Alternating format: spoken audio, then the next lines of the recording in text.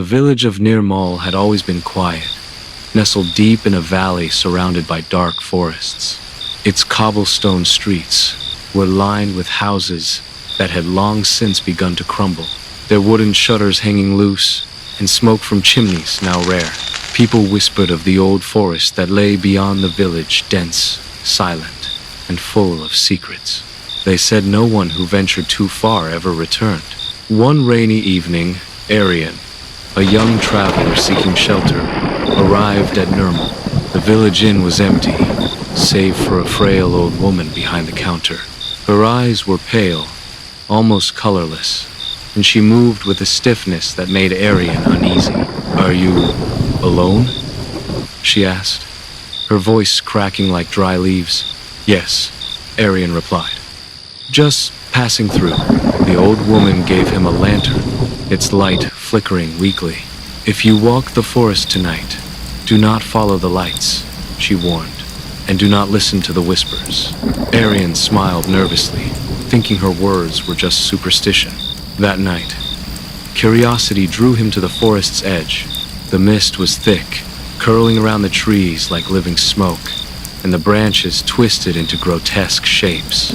Every so often, a faint, pale light shimmered ahead, a lantern swinging gently, as if held by someone unseen. Compelled, Aryan followed. Each step was heavier than the last. The ground seemed to pulse beneath his feet. The lights flickered, multiplying into dozens, circling him in a slow, deliberate dance. Then the whispers began soft at first, like distant wind through leaves, but gradually growing clearer. "Come! Come to us!" Aryan froze. His heart pounded as a figure emerged from the mist. A girl, no older than 10, her face pale and eyes hollow, holding a lantern. Her dress was torn, soaked in mud.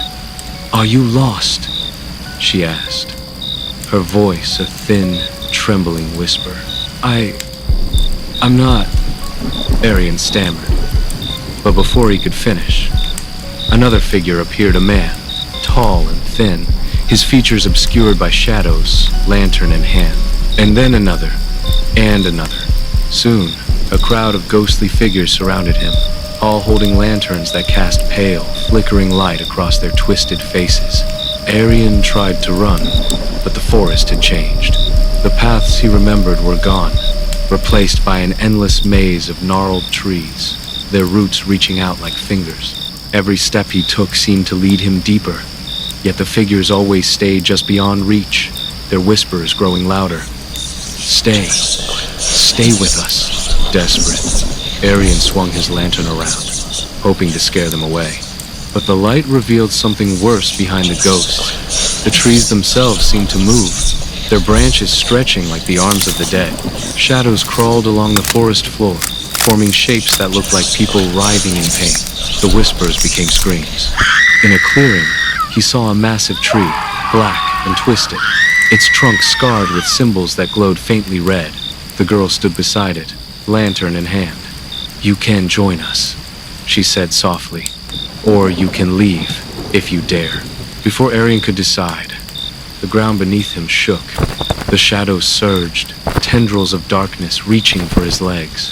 He stumbled, dropping the lantern, which shattered with a loud crack.